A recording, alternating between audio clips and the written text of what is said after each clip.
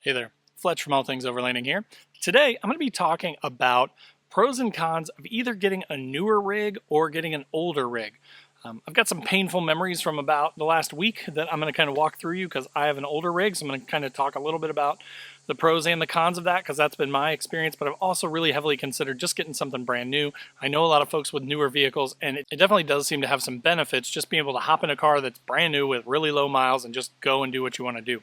So again, today I'm going to talk through kind of the pros and cons of both those things. If you are kind of looking at getting a rig or maybe upgrading a rig, if you've got an older rig and you're kind of fed up with fixing stuff on it, or if you've got a new rig and you don't feel like taking it out into the woods and beating on it, again, today I'm going to kind of cover the pros and cons of each, and then hopefully that will help you make a decision for what kind of rig is best for you. So without further ado, let's get into old rigs versus new rigs. What are the pros and cons and what makes sense for your setup?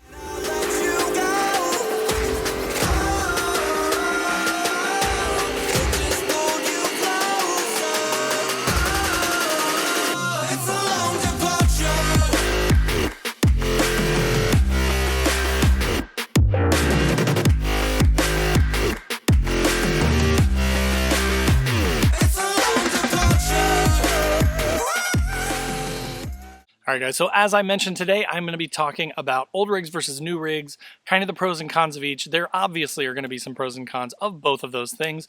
I'm going to tell you kind of my history, where I've kind of been, what I've been through, the vehicles that I've had and the experiences that I've had with them. I'm going to talk about kind of the pros and cons of the opposite side of that coin, the things that I haven't done but that I've thought about quite a bit, and folks that I know that have done that sort of route and the experiences that they've had.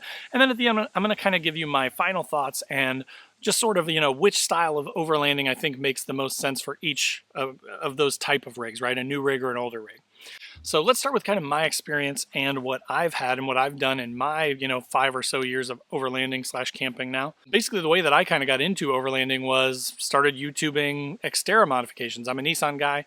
I had a Jeep Cherokee, XJ Cherokee before, and got rid of that when we had a kid, and I really liked that vehicle. I liked going off-roading and stuff, hitting up off-road parks with buddies with Jeeps and just kind of doing that Jeep thing, right? Like doing the off-roading Jeep thing. And so as a result, at the time I got rid of the Jeep, it's because we had kids. It had been a few years, so they were a little bit older now. I was like, you know what? I want a vehicle that's capable. I want to be able to use it sort of like a toy and go out and do off-roading and stuff in it. I also want it for the winter time, right? To have the four-wheel drive and the capability and still have the room. So that's why I was looking at the SUVs, and I picked up an Xterra. So that all kind of made sense to me. It was a way to kind of ease my way back into off-roading and stuff, but also a way to be practical, right? To keep the wife happy, be practical. So after I bought the Xterra, again, I'm doing a ton of research. I'm watching YouTube videos about modifications, and I started to see a lot of stuff like the Rogue Overlands, those type of channels, and then just other off-roading channels that were kind of becoming overlanding channels 4 or 5 years ago. And I never really heard of overlanding, and when I saw that and I thought, man, that just seems really cool, I was like, you know what, this Xterra that I bought had 94,000 miles. Sure, it was about 15 years old, but it was in really good shape, really clean, really low miles, drove perfectly, no concerns, no problems. So I started to modify it, right? Now, one of the pros of having an older vehicle is the way that I kind of look at it is I saved myself a ton of depreciation, right? So then even if I do spend a lot of money on modifications, I kind of feel that that's offset, right? With my Xterra, again, it was a 2005 Xterra. I bought it with 94,000 miles, bone stock off of a guy here in town, and I paid $7,000 for that thing. And then I rode it for 5 years. I drove that thing, off-roaded it, and I put about 50,000 miles on it. For the first 2 or 3 years, I was daily driving that vehicle. And for a while, I was working way far across town. So, I was putting tons of miles pre-COVID on that thing. And then taking trips, driving from Indiana down to Kentucky or up to Wisconsin or over to West Virginia. I kind of had it all over the country, everywhere except out west. And it did great, right? And so I never really had any concerns with it. I never had any problems like some people have with older vehicles, but that is definitely could be a con, right? If you happen to get one that's just not so good, if you happen to get one that's kind of a lemon, and I'll get to that in a second with my current vehicle, then that can definitely be a concern, right? If you're buying an older vehicle, it's kind of a gamble. You're kind of rolling the dice a little bit to see if you're going to end up with a good one or if you're going to end up with a bad one. Now, again, in my case with the Xterra, it was a fantastic vehicle.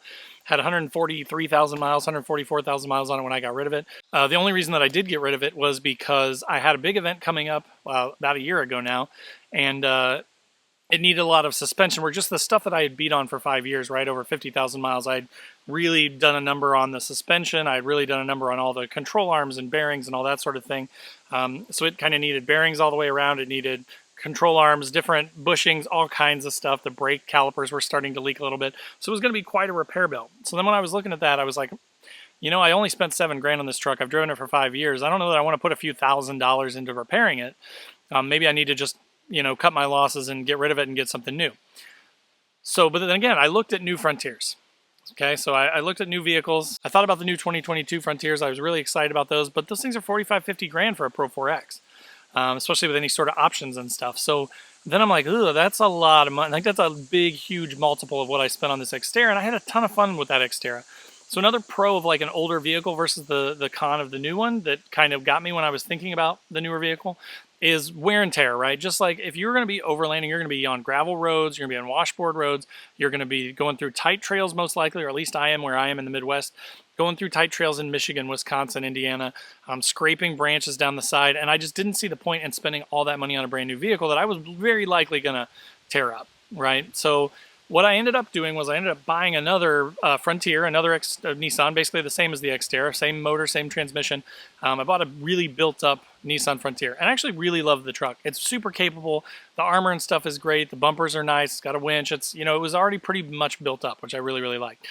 Just unfortunately, it has about 215,000 miles on it. When I bought it, the timing chain guides had been done proactively, and on my way home, those actually went. They weren't quite done correctly.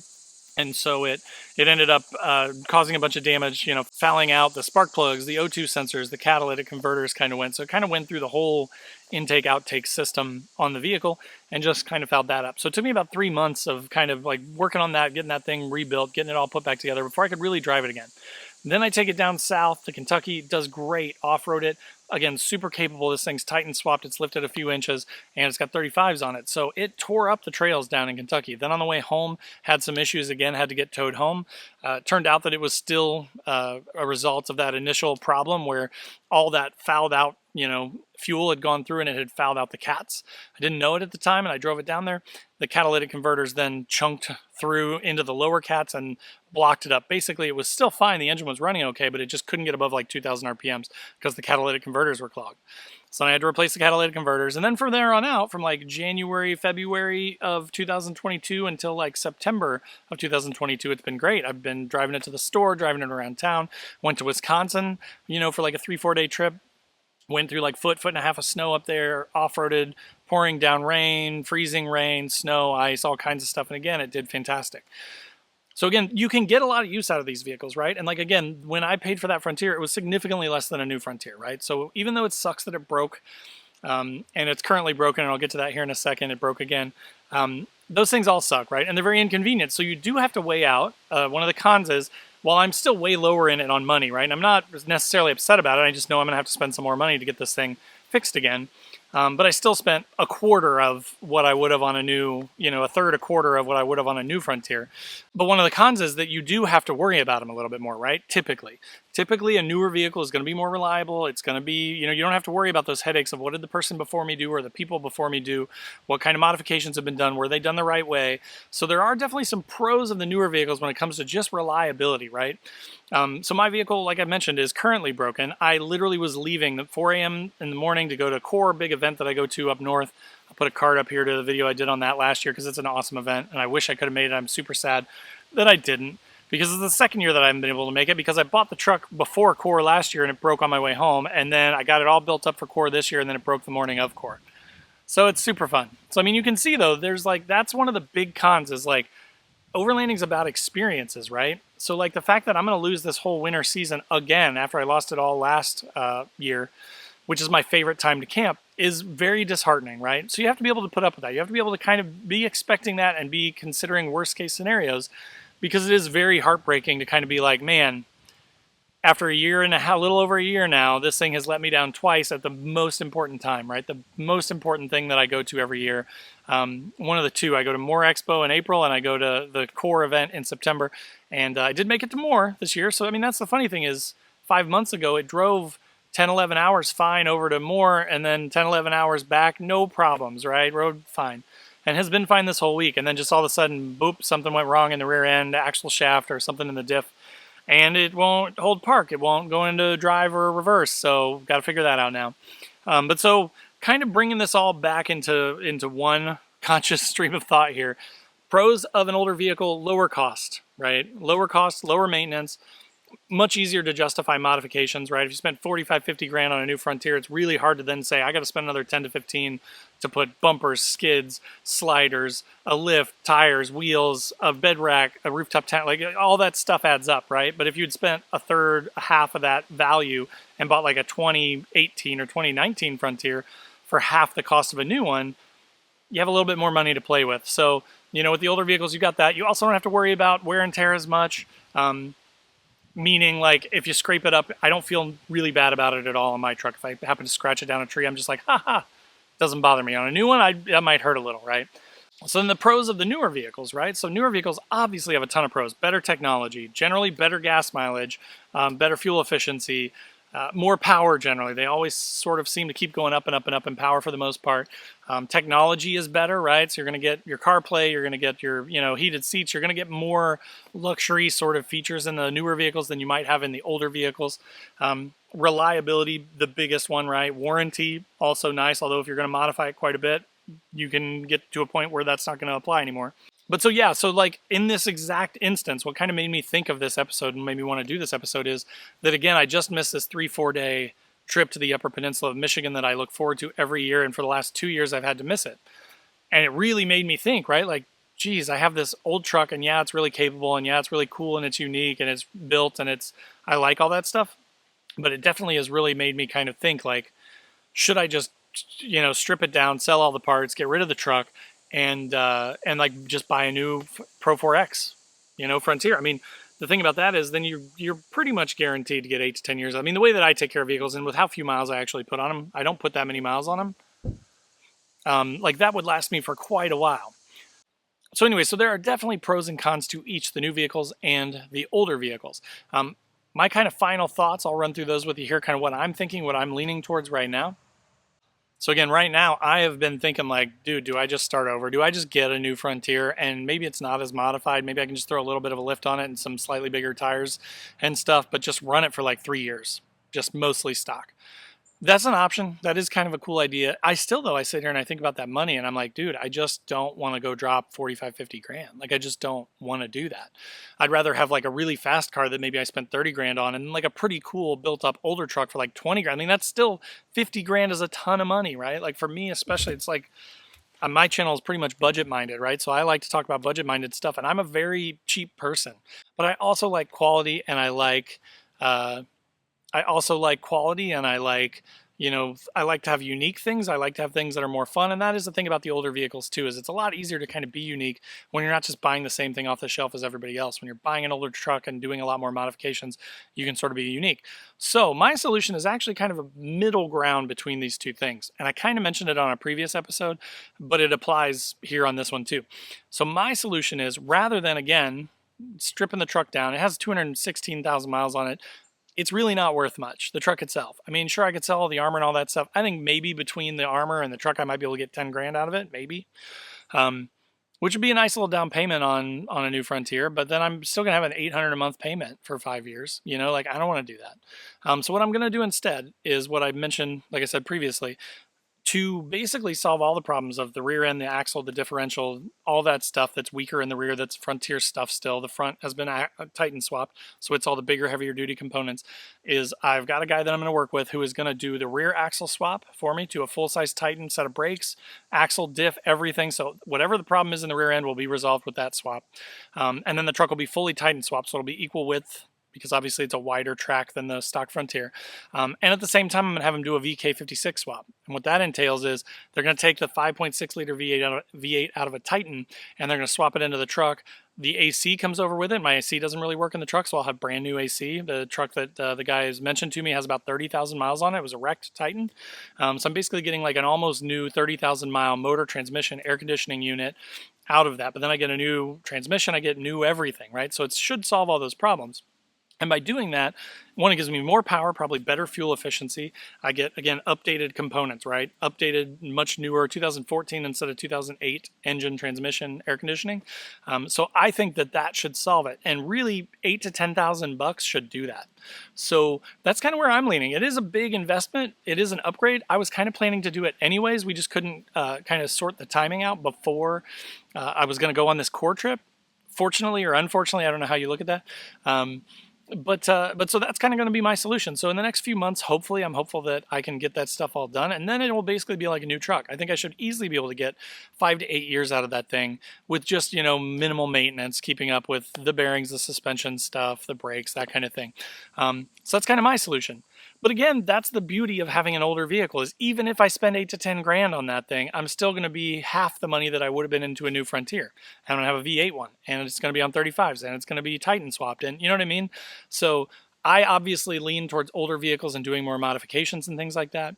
You may lean more towards, a newer vehicle because you don't want to worry about it. So here's what I will say to kind of finish this up.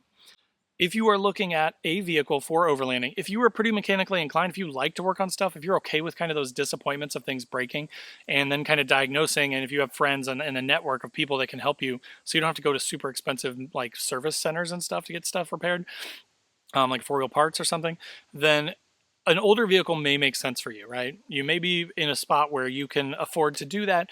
And in the long run, it's going to cost you a lot less money. And you're probably going to come out with a much more capable vehicle that is half, a third, a quarter of what you may spend on a brand new vehicle.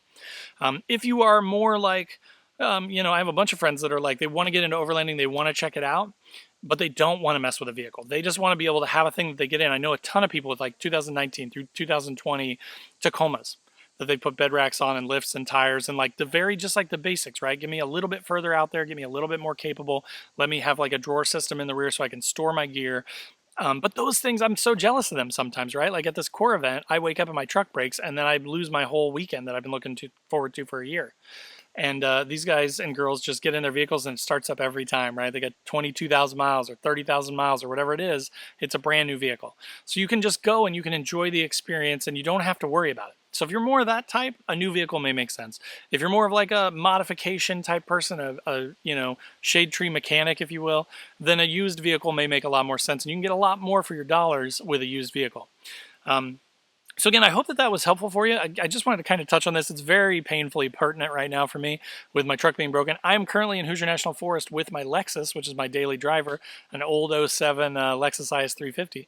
And it was actually been a blast to bring it down here. It hurts my soul a little bit driving it on the gravel roads back here, but I mean, it's 15 years old. So I mean, again, being old, like I just don't care as much, right? So I did bring the car down here just to kind of shoot some videos for you guys, and I'm going to be taking a camping trip tonight. So I'm going to be doing that. So yeah, anyways. I've got 2 cars for half of the price of one new Frontier, right? So when my old one, my truck broke, then I hopped in the Lexus and I came down to Hoosier National Forest and I'm camping. So at least I have a backup, right? So anyways, used cars are for me. New cars are a very good option though too. It just kind of depends on your needs. But I hope that was helpful for you. If it was, click that like button. If you're new to the channel, I'd love to have you as a subscriber. Click the subscribe button, click the bell to be notified when new videos drop. I do one of these as like a podcast that goes out on all the major podcast channels every week. And also this vlog style, right? Where it's a video up on the channel as well. And then I usually do like a gear review or a do-it-yourself mod or a budget mod, that kind of thing. Also every week. So there's like at least 2 videos that come out pretty much every week. So if that's what you're looking for, if you're looking for anything around gear reviews, do-it-yourself mods, vehicle mods, and overlanding just in general, this is the channel for you and I'd love to have you. Also in the description down below are links to Facebook, Instagram, my TikTok. I've got a Patreon page that's kind of slowly growing. We've got some awesome people in there that we have a Discord and we can all kind of chat. We do like a once a month video where everybody gets to hop on the video and then they get to be on the channel, which is pretty fun. And then last but not least is the Newbie Overlanders group. Totally free to join. It's on Facebook. Again, there's a link in the description down below. But if you're, tired of kind of the bigger groups kind of beating people up for asking questions, then this is probably the place for you. You should check it out. We're almost at 10,000 members, so it's super exciting right now. So yeah, check that out. But again, thanks for watching. Thanks so much for listening. If you're on the podcast, I appreciate you guys, and we will see you next week. Take care.